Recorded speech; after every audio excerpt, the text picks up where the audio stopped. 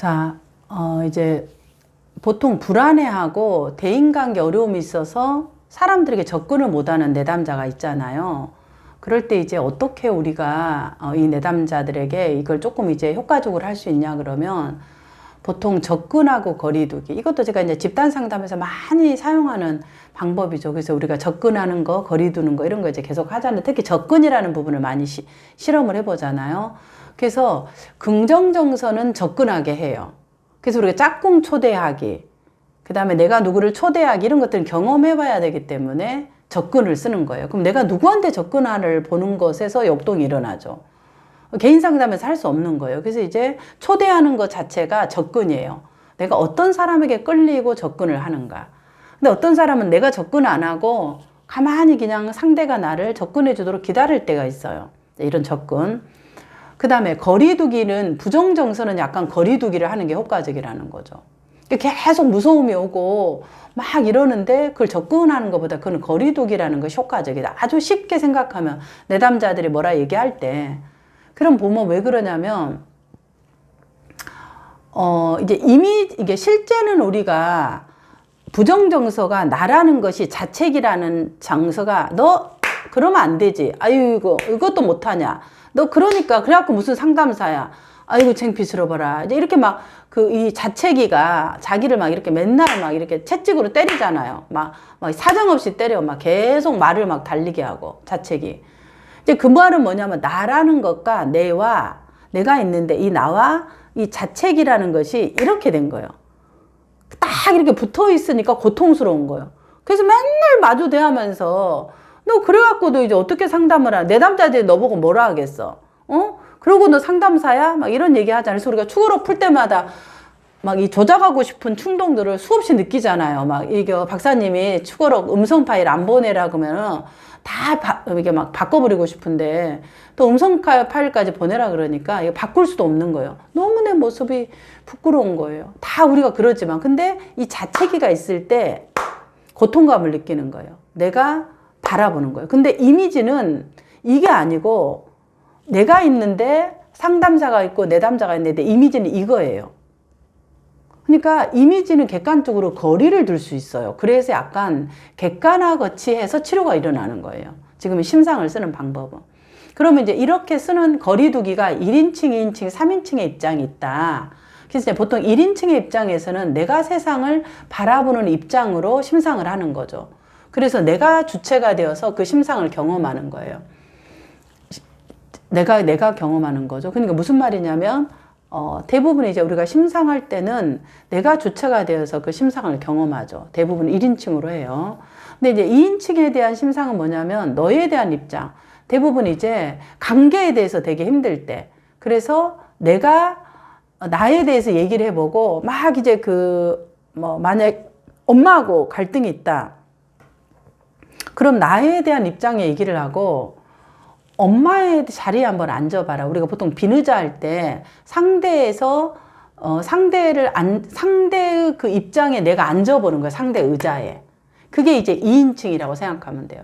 그러면 그 입장의 상황을 보고 내가 그 엄마 자리에 앉아보니까 엄마가 이런 감정이었을 것 같다. 이렇게 이제 경험하는 거죠. 근데 이제 2인칭은 보통 잘 사용하지 않아요. 이거는 뭐라 그럴까. 1인칭을 보통 경험하죠. 보통 이제 2인칭은 잘 사용하지 않죠. 근데 이제 그 관계에 어려움이 있을 때 보통 사용하는 부분이다. 3인칭은 관찰자 입장인데 객관적인 입장에서 상황을 살펴보는 것을 하죠. 근데 드라마 볼 때 우리가 다 뭔가요? 3인칭 입장에서 관찰자 입장으로 보는 거예요. 그러니까 그 사람의 부정 정서가 어때요? 나한테 와요, 안 와요? 거리를 두고 보잖아요. 거리를 두고. 그래서 이제 요즘 그 주말 연속극 중에서 많이 이제 보게 하는 드라마가 뭔가요? 일타 강사 스캔들. 거기에서 이제 여러 그 주인공들이 나오는데 그 주인공의 나는 어디에 보통 이 감정을 느끼느냐.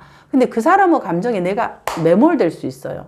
예를 들어서. 그러면 그거는 내가 1인칭 시점으로 보는 거예요. 그래서 막 화가 난다든지 아니 막 저럴 수 있다든지 채널을 돌려버린다든지 이러면은 3인칭 입장에서 보는 게 아니라 그 사람이 경험하고 있는 것이 내 경험하고 일치되는 거죠. 1인칭 시점으로. 그러니까 이제 이 거리두기가 안 되는 거죠. 3인칭 시점에서는 이제 관찰자 입장으로 보는 거죠. 객관적 입장에서, 아, 제가 지금 저러고 있네. 이렇게 부분들. 근데 저도 이제 뭐 1인칭 입장으로 많이 이제 막 그 드라마를 봐요. 워낙 제가 드라마 강의고 영화 강의라서 이제 과거에는 막 중국의 이런 액션, 제가 그 액션 영화 이런 것들을 막 슝슝 막 이런 것들 너무 좋아해요. 그래서 요즘은 이제 이런 넷플릭스나 이런 게 있는데 과거에는 그 비디오가 있었어요. 그 비디오를 막 빌려와서 봤는데 40개 시리즈로 막 그걸 막 빌려갖고 막 잠을 안 자고 막 시리즈를 다 보는 거예요. 그 정도로 제가 막 동해물과 시작해서 아침에 동해물과 끝날 때까지 TV를 보는 그렇게 이제 강인 거죠, 부부들. 그러니까 막 이 보면은 막 이 텔레비 속에 빠져 들어가요, 그 안에서. 그래서 엄마 얼굴 빠져 들어간다. 그러면 영화관에 가면 제가 영화를 보는 그 모습을 더 재밌게 봐요, 우리 가족들은. 그러니까 그 정도로 제가 그 빠지는 거죠. 그래서 못 본 드라마라든가 이런 것들은 이제 막 이렇게 막 몰아서 막 이제 보는 거죠. 근데 이제 3인칭 입장으로 보는데 어떤 그 주인공에 대한 이야기들은 제가 1인칭 시점으로 보면서 막 화를 내기도 하고 이러는 거죠. 부분들. 이제 그런 우리 이제 거리두기 연습, 이제 이럴 때 1인칭, 2인칭, 3인칭 이런 부분들 하고, 최근에는 이제 많은 드라마들이 어떤가요? 3인칭 입장에서 이렇게 그 드라마를 이런 것들을 막 그 만들어내잖아요. 그래서 스스로 보게끔 하는 거죠. 이런 것들을. 자, 그러면 이제 부정정서 거리, 1인칭 시점으로 거리두기를 시각심상으로 하는 걸 한번 볼게요. 보통 이제 고통스러운 장면이 얘기가 됐잖아요. 이건 상담에서 쭉 이어져서 장면이 했어요. 그러면 어떤 장면인가요? 이제 이미 우리가 알고 있는 상담에서 다루었던 장면이라면은 대부분 이제 아버지가 나를 뭐 이렇게 추행했던 장면, 아니면 뭐 폭행했던 장면, 뭐 여러 가지 어떤 장면이에요. 좀 더 살펴볼게요. 무엇이 보이나요? 그 장면만 하지 말고 항상 뭐가 있나를 봐야 돼요. 그러면 그 고통스러운 장면, 이 어느 정도 거리에 있나요? 이제 그 심상에서 다룰 때 거리를 보는 거죠. 아까 계속 나왔죠, 거리. 자, 그러면은 아까 뭐세요? 처음에 긍정심상이나 이 심상은 다가갔잖아. 이야기하게끔 하도록. 요청하는 것은 다가갔잖아요. 여기서 거리를 3걸음에서 7걸음 가볼게, 10걸음 가볼게 이렇게 이제 다가갔던 거 기억나시죠? 자, 이제 그 부정정서 같은 경우는 다가가는 게 아니라 제가 거리두기를 해야 된다겠죠. 왜냐하면 너무 압도적이기 때문에. 자, 그럴 때는 그 장면, 예를 들어서 이제 부모가 나를 막 이렇게 막 때린 장면, 아니면 친구들이 때린 장면이라고 한다면 그 장면으로부터 나는 어떻게 있나요? 이제 거리가 이제 나를 둘러싸여 있다. 뭐 어떤 장면이든 나오잖아요. 그러면은 그 장면으로부터 내가 2걸음 물러나 볼게요. 혹은 뭐 3걸음 물러나 볼게요. 보통 이제 뭐 3걸음. 그럼 이제 3걸음 물러나 볼게요 하고 나서 그러면 그 장면이 어떻게 보이나요? 그러면 아까는 너무 무서웠는데 조금 숨을 쉴 것 같아요. 이렇게 얘기를 해요. 부분들. 자, 그 다음에 제가 뭐 10걸음 이렇게 했는데 아까 바로 이렇게 하지 말고 1걸음, 3걸음, 7걸음 이런 식으로 좀 이제 차근차근 하는 것이 필요합니다. 이제 예를 들어서 제가 이렇게 하는 거죠. 그리고 나서 반드시 그 장면이 어떻게 보이나요? 이렇게 물어봐요. 자, 그러면 이제 이렇게 뭐라고 내담자들 얘기하냐면 다들 한 발자국도 뗄 수가 없어요. 이렇게 얘기를 해요. 거기서 얼음이 되어서 이렇게 얘기를 하거든요. 그럼 뭐라고 하냐면 그럴 수 있어요. 맞아요. 그럴 수 있어요. 그러면은 저는 그때 어떻게 하냐 그러면 그 장면에 현재의 내가 들어갑니다. 이렇게 해서 현재의 내가 들어갈 수 있고 아니면 상담사가 좀 들어갈 수도 있어요. 그래서 그 아이의 손을 잡고 괜찮아. 내가 너와 함께 한번 같이 가볼게. 이렇게 하고 같이 이렇게 손을 잡고 나오는 것도 가능해요. 어쨌든 장면이 어떻게 보이나요? 이렇게 해요. 그 다음 이제 그 장면으로부터 벗어나서 우리가 이제 이미지에서는 뭐든지 할 수 있어요. 자, 이렇게 한번 이렇게 날아볼게요. 하늘 높이 한번 우리 올라가 볼게요. 점프를 해볼게요. 이렇게. 자, 슝, 우리 이제 막 그런 거 있잖아요. 어렸을 때 우리는 막 하늘을 날고 막 태권부 이런 거, 로봇 태권부 이러잖아. 아, 우리 약간 이제 만화라고 생각해 보시고 내가 이제 한번 이렇게 올라가 볼게요. 이렇게. 그리고 거기에서 이제 높은 담이라든가 어떤 이제 높은 어떤 구조물 있잖아요. 거기에 올라갔어요. 그리고 그 아래를 한번 내려다 보세요. 이렇게 얘기를 해요. 그럼 뭐라고 하냐면, 자, 그곳에서 그 장면이 어떻게 보이나. 너무 무서웠는데, 보니까 작게 보이는 거예요. 아, 그래요.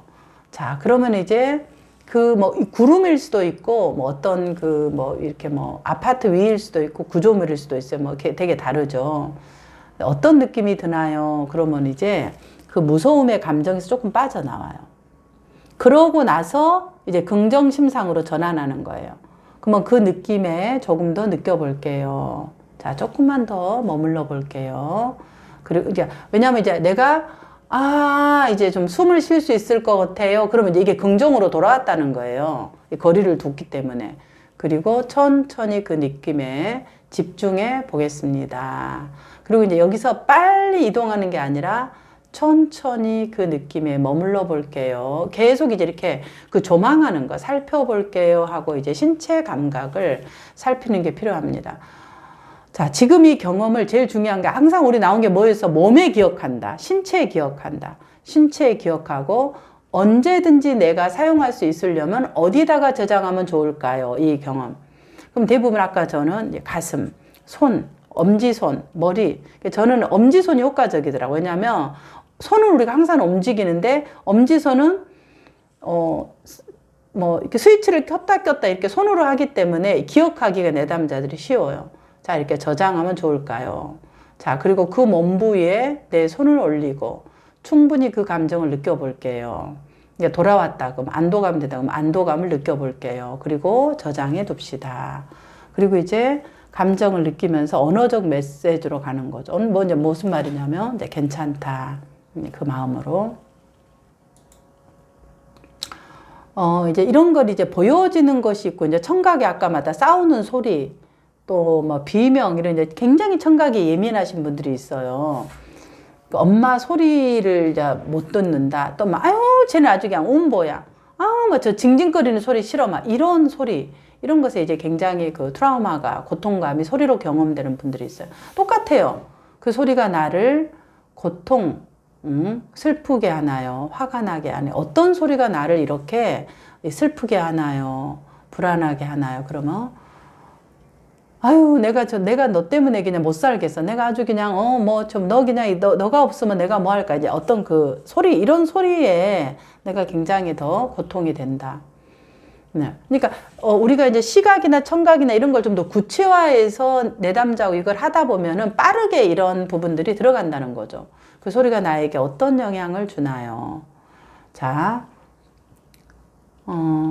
이럴 때 이제 저는 그 소리 같은 것들이 이제 대부분 학폭에서 이제 친구들이 막 웅성거리는 소리. 그 다음에 나하고 막, 저 바보죠 왔다. 저 병신, 뭐 이제 이런 이야기들 하잖아요. 그럴 때 저는,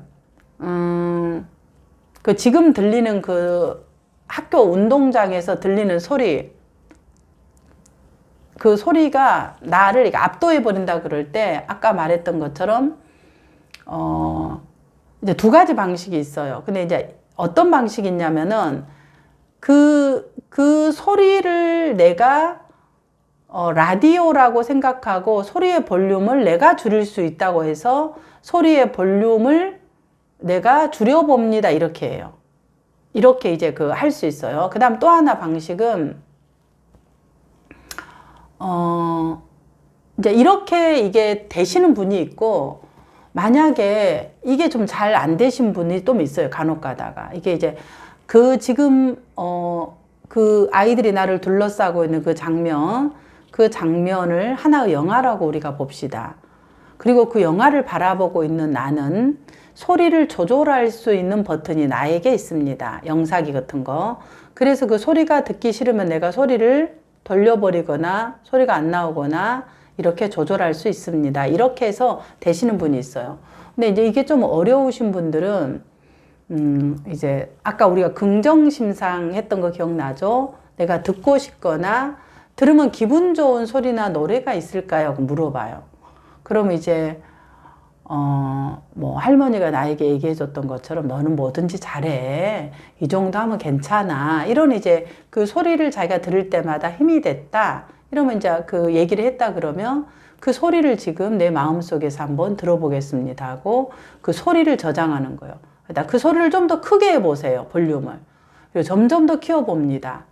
그럴 때 이 느낌을 물어봐요. 소리를 키우고 나서. 그리고 그 느낌을 충분히 느껴봅니다. 그리고 느꼈다면 이제 이 긍정 정서의 이 느낌에 할머니가 괜찮아. 그렇게 이제 느꼈다고 할 때 어떠냐? 그럴 때 이제 이제 좀 가슴이 펴진다 그래요. 그리고 나면은 거기서 끝난 게 아니라 아까 부정 정서 있잖아요. 내가 그 싸웠다거나 나를 무시했다거나 그 지점으로 다시 가는 거예요. 다시 가서 자, 지금부터 이 소리를 같이 들어볼 거예요. 자, 방금 전에 했듯이 나에게 괜찮아 라고 이 소리는 어떻게 한다? 최대로 볼륨을 높이고 그 다음에 나에게 불편감을 주는 소리는 뭔가요? 이런 바보 천치 이런 소리는 최대한 줄여볼 겁니다. 즉 두 소리를 동시에 해서 하나는 긍정정서는 올리고 부정정서는 소리를 줄이는 거예요. 줄여볼 겁니다.